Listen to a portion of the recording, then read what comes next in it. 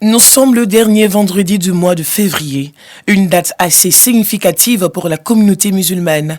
C'est le jour du doute, le jour de l'observation du croissant lunaire qui marque le début du mois de Ramadan, une fois la lune observée. Le soleil, lui, vient à peine de se coucher. Au quartier Bonko, dans la commune d'Abobo, ce moment spécial, une occasion de forte mobilisation pour l'imam Cheikh Mahmoud Sanogo et ses fidèles.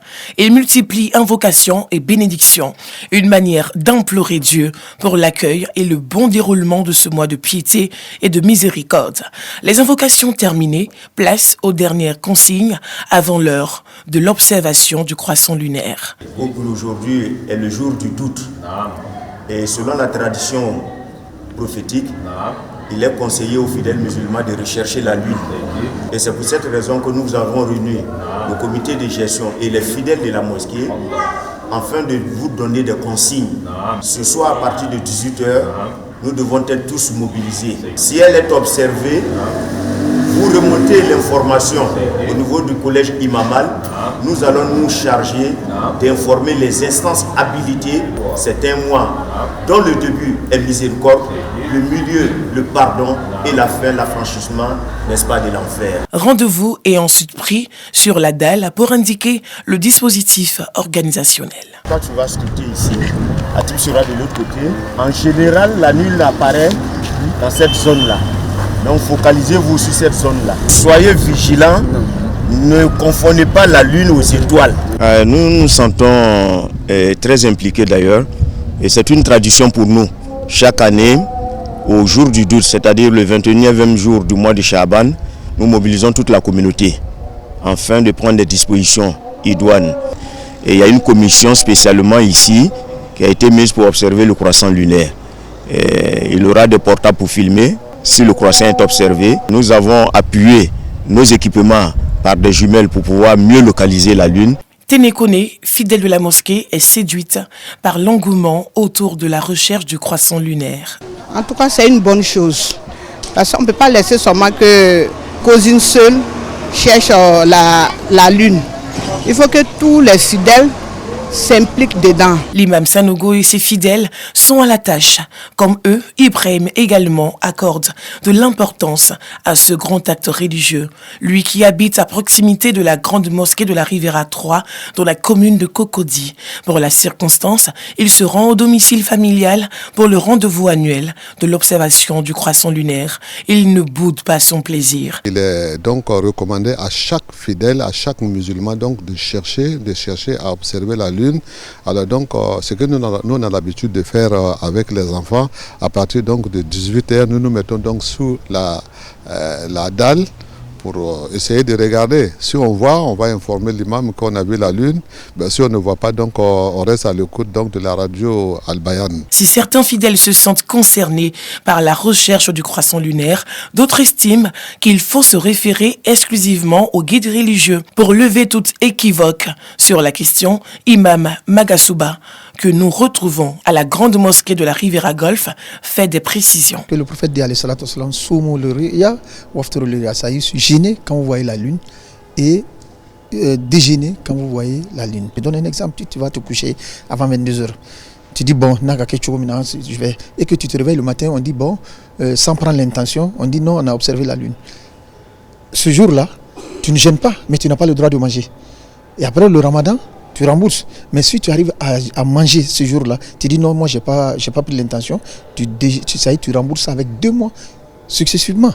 Pour attester de la fiabilité d'une observation du croissant lunaire, il faut une confirmation de bonne foi. Cheikh Sissoko, spécialiste en confection du calendrier lunaire, nous confie le mécanisme d'apparition prévisionnelle de la lune en début du mois hégirien et particulièrement en début du mois de Ramadan. Nous avons 2 types de calendriers.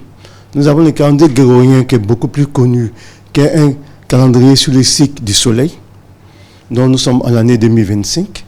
Nous avons le calendrier hégirien qui est basé sur le cycle de la lune, qui est 29 ou 30 jours. Donc dans ce calendrier lunaire, nous avons 12 jours de doute chaque année, qui est l'observation de la lune. Chez les musulmans, pour passer un nouvel mois, il faut que la lune soit vue par les yeux ou bien à défaut du 29 jours vu par les yeux, on passe aux 30 jours pour passer au mois suivant. D'après les calculs, l'inclinaison de la Lune à partir de 18h32 sera de 6%. Donc entre 18h36, on pourra certainement voir la Lune dans certaines positions de la Côte d'Ivoire. Il y a plusieurs variables qui peuvent empêcher, ça peut être les conditions climatiques, les conditions de pollution. Mais selon nos calculs, à 90%, on verra la Lune aujourd'hui. L'un des modes de recherche du croissant lunaire au temps empirique consistait à observer la Lune dans une calebasse pleine d'eau. Une méthode formellement déconseillée selon le spécialiste. Il a existé beaucoup de méthodes empiriques et traditionnelles où au village on disait mets-le dans la calebasse et regarde. Souvent on a des reflets de la lumière. C'est pas forcément la Lune, ça peut être des reflets d'une ampoule. C'est pour ça qu'aujourd'hui on utilise beaucoup plus les calculs astrologiques qui sont la position de la Lune par rapport à la Terre. On sait que le cycle de la Lune, c'est 28 jours autour de la Terre. C'est qu'en général, au 4e jour, c'est la pleine Lune. L'ensemble des études scientifiques ont démontré que la Lune a une certaine position chaque jour. Pour les jours de doute, la grande mosquée de la Riviera Golf à Cocody est le lieu choisi chaque année par le Conseil supérieur des imams, des mosquées et des affaires islamiques en Côte d'Ivoire, COSIM, et par le Conseil supérieur des imams sunnites CODIS pour la consolidation et la confirmation des appels des imams. Ceux du district autonome d'Abidjan et ceux de l'intérieur du pays. La mobilisation des imams, mais aussi des fidèles, est effective et remarquable. Imam Sekou Sila, porte-parole du COSIM, et les membres du comité d'observation présents dans l'un des bureaux de la mosquée sont en alerte maximale. Tous attendent 18h30, heure propice à l'observation du croissant lunaire selon certains sachants. Le porte-parole du COSIM en profite pour livrer le processus de recherche en cours. Et nous, notre travail consiste en quoi?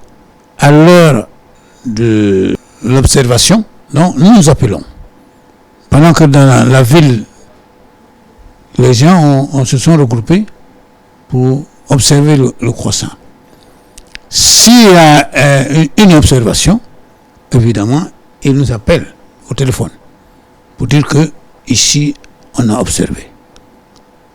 Et c'est à partir de là, les imams qui sont déjà ici, ensemble, analysent l'observation qui est faite.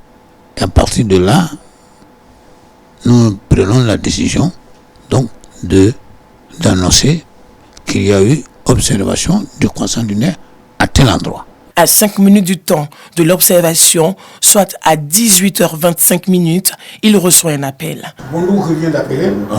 Ils ont vu déjà la Lune au quartier Malarasso. La Lune a été observée par un imam à l'intérieur du pays. Il faut l'annoncer. Mais la prière du coucher du soleil, Maghrib d'abord. Une fois cette prière canonique accomplie, place à la déclaration officielle.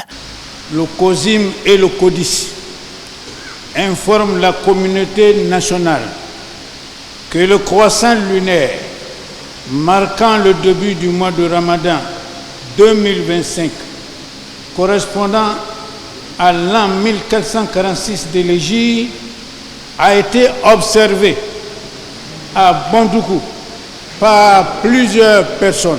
L'observation du croissant lunaire est une étape dans le processus d'accomplissement du jeûne du mois de Ramadan, mois de pardon, de partage, de solidarité et d'intenses prières. Toutefois, les hommes de Dieu appellent à une implication personnelle de chacun des fidèles en vue de faciliter au comité d'observation du croissant lunaire ce processus de recherche qui, pour certains guides religieux, est aussi considéré comme un acte d'adoration.